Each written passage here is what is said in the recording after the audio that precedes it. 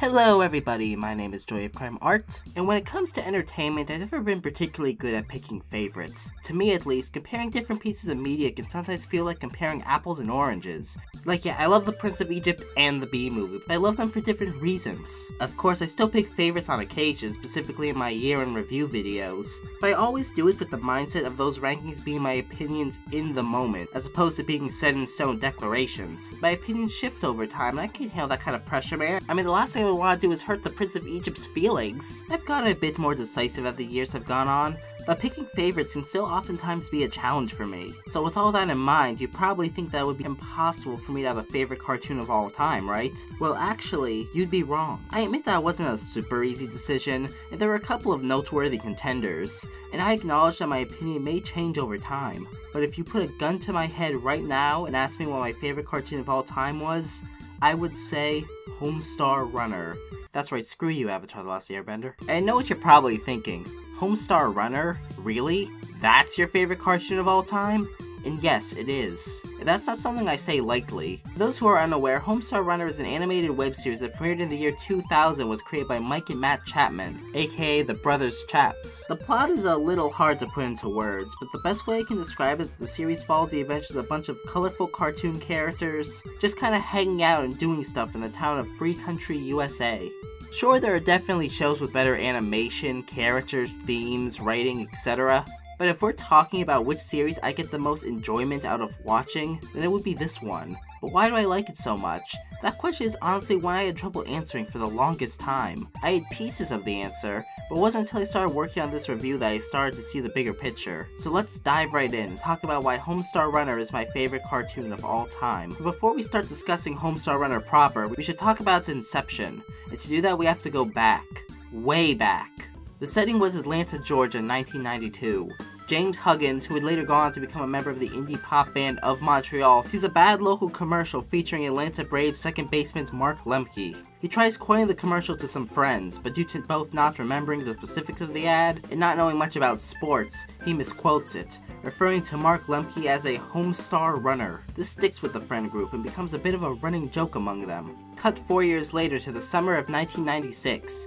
And two of these friends, Mike Chapman and Craig Zobel, are wandering around a local bookstore. They take notice of how bad picture books aimed at little kids are, and decide to make one of their own, just for fun. The book was titled The Homestar Runner Enters the Strongest Man in the World competition, featuring two characters, Homestar Runner and Pom Pom, as they compete against the villainous Strong Bad in the titular Strongest Man in the World competition. The book was intentionally made off-putting, weird, and kinda confusing as a way to parody the way that certain children's books can be off-putting, weird, and kinda confusing. They made some copies of the book and gave them out to friends and family, and that should have been the end of it. But for whatever reason, the characters in the book seemed to stick with them. So Mike and Craig, now joined by Mike's younger brother Matt, decided to take these characters and animate them, using the best animation software 1996 had to offer. That's right, Mario Paint.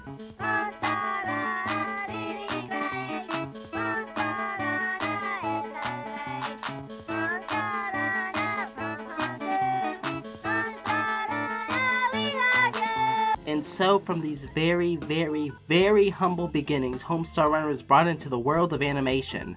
A few years later, Mike and Matt decided to make a second children's book, this time posted online rather than being produced physically, marking Homestar Runner's first appearance on the wireless web. Meanwhile, Craig Zobel went on to focus on pursuing a career in filmmaking, though still occasionally being involved with the goings-on of Homestar Runner. Fun fact, did you know that Craig Zobel directed the 2020 film The Hunt? You know, that film about liberals hunting conservatives for sport that managed to tick off both sides of the political spectrum? Man, researching Homestar Runner can lead you down some weird rabbit holes, let me tell ya. Still though, the idea of Homestar Runner clearly resonated with Mike and Matt, and it was apparent that they wanted to do more with these characters. And around this time, there was the emergence of a new technology that would allow people to create animation from home, without the need of a studio. This technology was Flash, and so Mike and Matt decided to learn the software both for fun and as a resume booster. They created their own site called HomestarRunner.com, and in January of 2000, Homestar Runner was born. And quickly, the series began to grow a massive following. The reason I bring all this up is to show that the brothers Chaps never really set out to create something big. It was all just a series of spur-of-the-moment decisions that they decided to do for the heck of it. Homestar Runner was a passion project in the purest sense of the word. That's enough history for now. Let's talk about the actual show, and there's no better place to start than with the characters. We have our titular lead, Homestar Runner. He's a terrific athlete.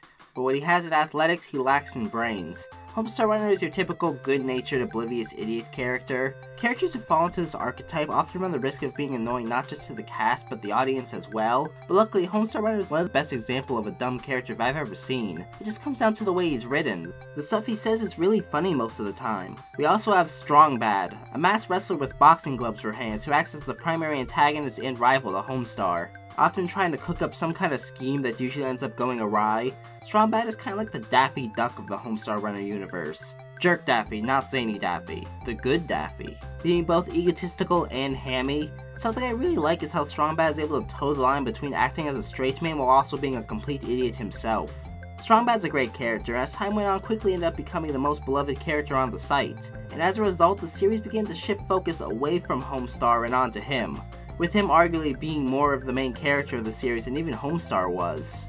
Think like the Fonz from Happy Days or Steve Urkel from Family Matters. No, seriously, I'm Strong Bad, and you don't know it yet, but I'm the reason you're here. It's true. While a show changing main characters partway through may be odd, it works in Homestar Runner's case for a couple of reasons. For one, while I like Homestar, I do think Strong Bad is a better character overall. There's only so much you can do with an oblivious idiot. Strong Bad just has more range, and thus has better chemistry with the rest of the cast. Also, the change happens pretty early on, like in the first year or so of the show's run, and Homestar is still probably the second most important character in the series, so the shift doesn't feel too jarring. Moving on to the supporting cast, we have Strong Bad's two minions, the Cheat and Strong Mad. The Cheat is a small yellow creature that acts as Strong Bad's henchman / animal sidekick, oftentimes helping him out with his schemes. Despite only speaking in squeaks, he has a real personality and good chemistry with Strong Bad. While he may be Strong Bad's pet, their dynamic feels much more reminiscent of close friends or even siblings. Speaking of siblings, there's also Strong Mad, the dumb yet obedient older brother to Strong Bad, who often acts as the group's muscle. Together, these three go around Free Country USA being a slight nuisance to all they come across. One of the most frequent victims to these three's antics is Strong Sad, Strong Bad's whiny, pessimistic, and nerdy younger brother, whom he often torments. As someone who has several brothers, I've never been really much of a fan of the whole big brother bully trope, probably a protective instinct thing or something. And I admit there are times where it does go a little too far here, like oh my god. However, what makes it work here for the most part is 1. The torment is just so over the top and cartoonish that it can be hard to take seriously, and 2. Strong Sad usually doesn't seem to mind all that much. In fact, he seems like he actually kind of enjoys being miserable. Strong Sad is the closest thing this world has to a normal character, and his dry but also whiny demeanor does a good job in playing off the ridiculousness of those around him. We also have Bubs, a local con man who, when not caught up in some kind of illegal dealing, runs the local concession stand, where he sells anything you can imagine, though usually not at a very high quality. And Coach Z, a sad, kinda creepy old sports coach, whose complete lack of social grace makes him disliked by most of the cast. He's a hilariously pathetic character as the show keeps upping the ante of just how sad his life can get. Both characters radiate this aura of sketchiness, but for entirely different reasons. We have Marzipan, Homestar's on-again, mostly off-again girlfriend. She's probably the character who has changed the most over the course of the series. In the earlier episodes, she's just kind of your typical nice, sweet girl character. Later on, though, she becomes a lot more cynical and psychotic. She's also a hippie, which the series takes up to a cartoonish degree. There's Pom Pom, who's kind of the opposite of Strong Bad. In earlier shorts, Pom Pom was billed as Homestar's best friend and was treated like the second main character of the series. But as time went on and Strong Bad took up that role, Pom Pom fell more into the background. Probably because there's not much you can do with him given the fact that he doesn't speak audible words, communicating entirely through bubbles. But that doesn't mean he doesn't have a personality though. Pom Pom's a Chad. He's always seen being a hit with the ladies, getting invited to cool parties, hanging out at nightclubs. Pom Pom wasn't relegated to a side character, he's just too cool to be hanging around the rest of the cast. We also have the King of Town, the bumbling in-name only ruler of Free Country USA. Most of the jokes involving him rely on him not being very well liked by the rest of the cast and the fact that he eats a lot. While these shows get tiring at points, the series manages to mix things up with just how over the top they can be. And it's kind of funny how devoted the series is to keeping these as his only real characteristics. He's also joined by his loyal and usually silent Poopsmith. Finally, we have Homestar, not Homestar, Homestar, the only character to be added to the main cast about a year into the series' run. He speaks only in non sequiturs and is generally seen as a weirdo by the other characters, not without reason, as he's been regularly seen warping the laws of physics and surviving death on multiple occasions. Homestar is great, she's just one of those characters that's mere existence is just inherently funny. To me, the cast of Homestar Runner are to the internet what the cast of the Looney Tunes are for Western animation. Sure, there's not a lot of depth to their personality, but I think the series benefits from their simplicity. They are very easy to understand characters who are instantly recognizable. It can be fun seeing the characters just hang out, interact, and bicker with each other. I admit the cast isn't the most balanced in terms of screen time. Characters like Strong Bad, Homestar, The Cheat, Strong Sad, Bubs, and Code Zeke get a lot more screen time than characters like the King of Town, Pom Pom, the Poopsmith, or Homestar. But I think the show knows which characters work best and put the focus on the ones who have the most potential for jokes and stories. Even if it does mean that some characters tend to get shafted sometimes. The series also plays around with these characters in the form of alternate variations of the cast. You see, the Homestar Runner universe has a very fluid sense of reality, which allows for characters to be placed in all sorts of different settings. We can get a short that's randomly set in the 1930s where all the characters have their designs and personalities changed to reflect that time period. Another short can be set in this anime-inspired setting with the characters' personalities changing to parody the tropes of that genre. And sometimes these variant characters can even cross over or interact with the mainline versions of our characters, turning them from just variants of our main characters to characters in their own right. What I'm saying is, yes, Spider-Verse did rip off Homestar Runner. Homestar Runner as a series is also divided into several sub-series. Every Monday you get some kind of upload, but you never knew exactly what you were gonna get. You had your normal Homestar Runner adventures, which were divided into tunes and shorts depending on length. But you also had other segments too, like Strong Bad Emails, by far the most popular and frequent feature of the site, in which Strong Bad responds to viewer-sent questions in a comedic fashion. There's Teen Girl Squad, an in-universe comic series written by Strong Bad, following the adventures of 4 teenage girls, cheerleader so-and-so, what's-her-face, and the ugly one, as they tackle all sorts of typical teenage girl problems, with Strong Bad writing the comic in that special way only he can. I have a crush on every boy! Arrowed!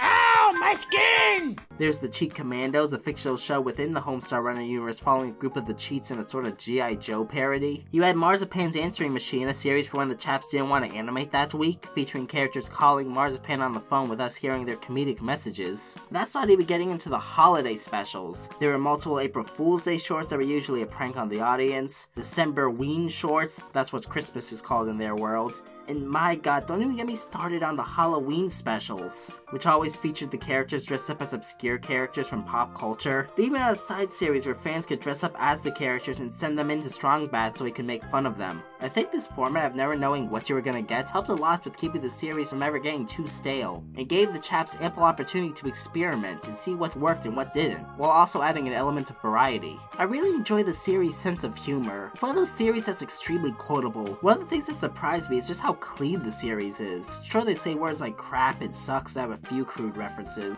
but it's rare you have a web series, especially in the early 2000s, that you could actually show to a kid. I think the more kid-friendly dialogue definitely helps the series age a lot better than a lot of other web series of this era. Like, bruh, this is an early 2000s web cartoon. Where are the slurs? That said, even though the humor is appropriate for kids, I would say that the show's humor does skew towards an older audience. It's very surreal and dialogue-based, sort of in the vein of a lot of early Adult Swim programming. There's lots of references to 70s, 80s, and 90s pop culture, but not in a look a reference, aren't we witty type of way, more so in just the general vibe that overlays the entire series. Feels like the Chaps just kind of made the series for themselves without caring much about who watched it, which is something that can really only be done on the internet when you don't have to worry about appealing to a specific demographic. Voice acting is something that may be a little contentious to some, and I totally get why. A lot of the characters talk with very thick accents or have some kind of speech impediment, from Strong Bad's gravelly Mexican accent to Homestar's Elmer Fudd-esque way of pronouncing R's to where the heck Code Z's got going on. Hey there, Springboard! I'm here to help you with your accent!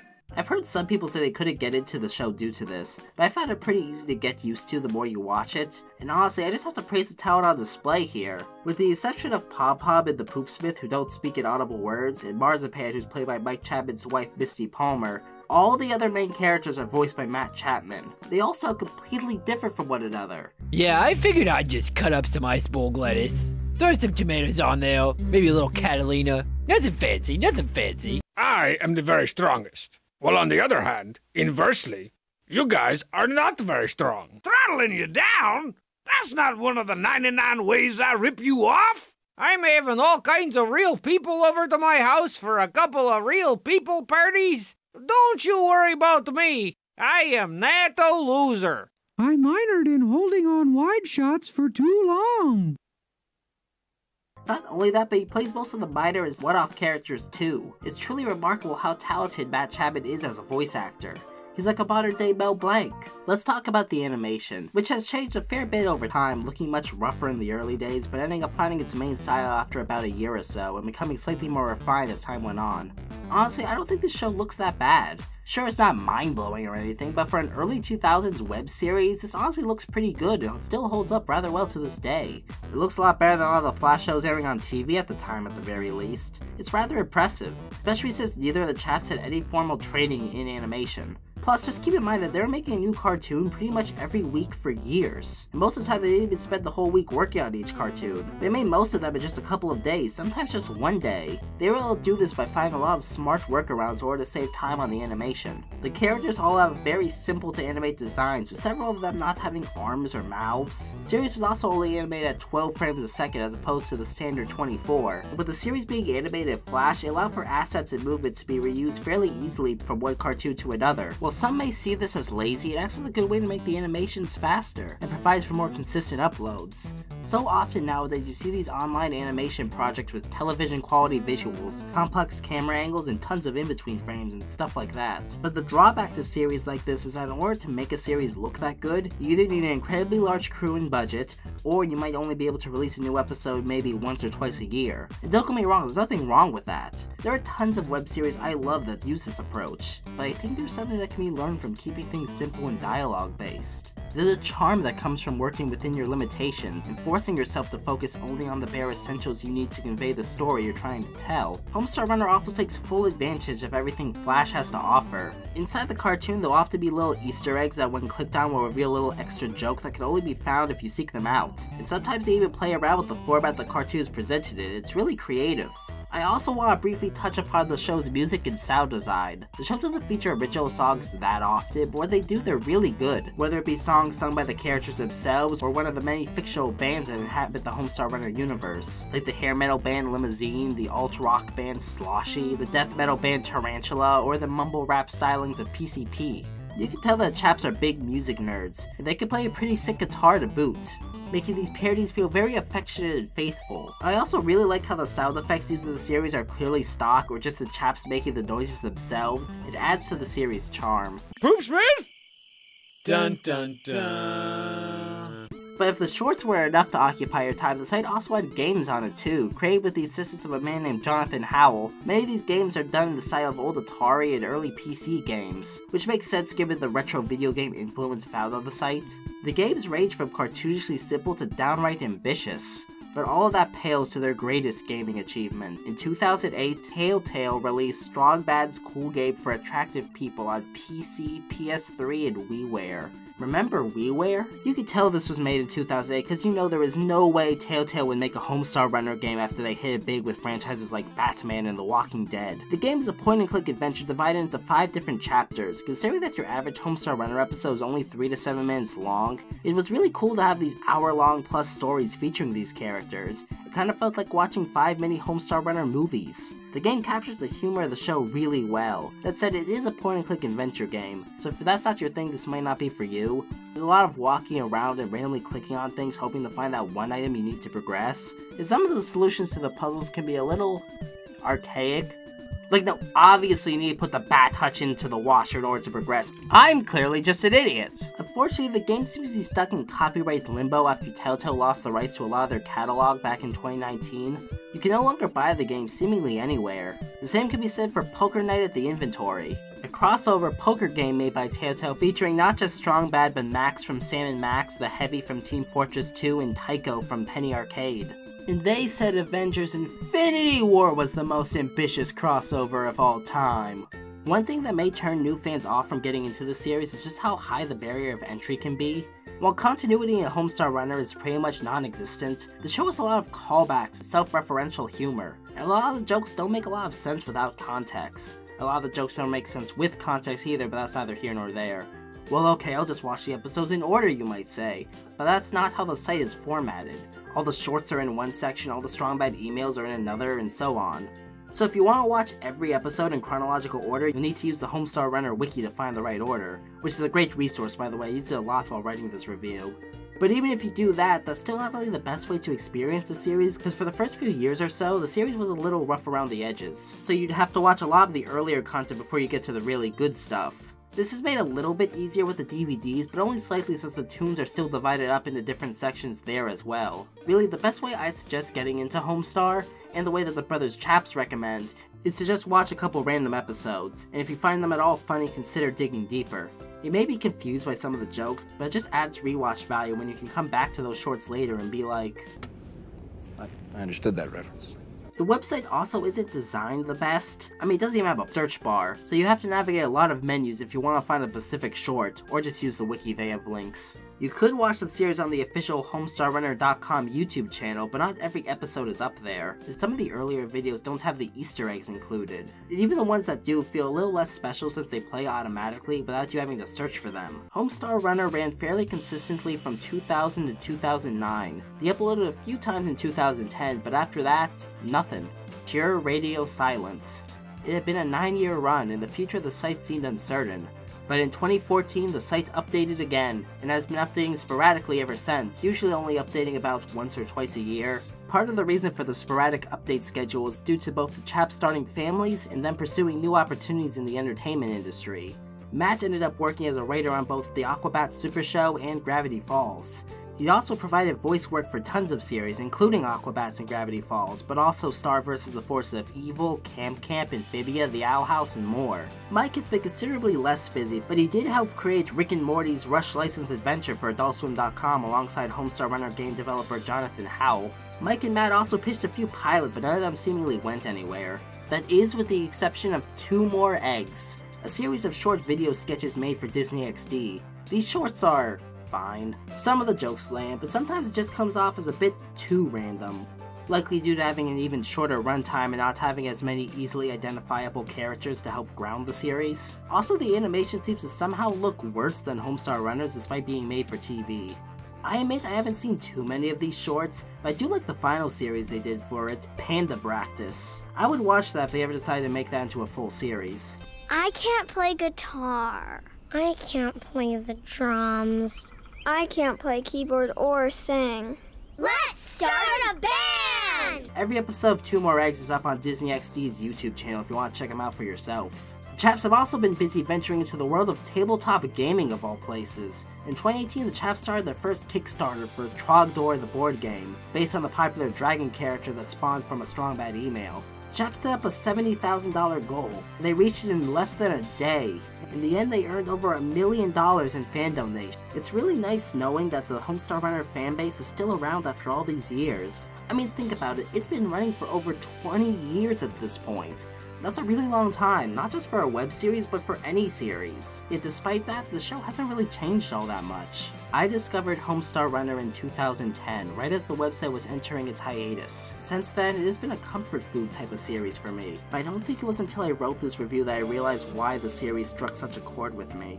Like I said at the beginning, even through all the success the series had gone through, Homestar Runner always felt like a passion project. Don't believe me? Throughout the site's history, they never had any banner ads, simply because the Chaps thought they were lame. The site got all its revenue through merchandise alone. Heck, after a certain point, the Chaps also started making a conscious effort not to check their views, because they didn't want it to impact their creative vision. They even turned down a licensing deal with Hot Topic. In the 2000s! Now, do I think that the Chaps were some angsty artist types who don't care about the money? No, of course not. I think it just had to do with the mindset of the time. Remember, they started in the year 2000, practically the dawn of the easily accessible internet. Nobody made stuff online expecting to get paid for it, or to have it turn into a job. The concept of being an internet content creator didn't exist at the time. Based on interviews, even after the Chaps had made Homestar Runner into their full-time job, it seems as if they always viewed it as a temporary deal. Homestar Runner captures a very specific period in internet history. Time when people made stuff solely for fun or because they were bored. And to see a series made with that mindset resonate with so many people and go on for over 20 years with seemingly no end in sight, well, I think that's pretty special. Not every show needs to have deep characters or breathtaking animation or a complex story in order to be a masterpiece. Sometimes all I want from a series is something that could just be really fun and light, something I can put on whenever I'm in a bad mood. It's pure escapism. I think there's value in that. Not everyone will be able to get into this series the way I have. It's very niche and the barrier of entry is pretty high, but if you made this far into the video, then I would suggest checking it out for yourself. If you trust me when I say, It is truly something one of a kind. I sure hope this continues for the next 20 years. It will, boop boop beep boop. Have you seen Homestar Runner? And if so, what do you think of it? Leave your thoughts in the comments down below. I genuinely want to hear what you all think. If you like this video, feel free to like it, subscribe, consider checking out my Patreon if you want to see more videos like it. And as always, have a great day.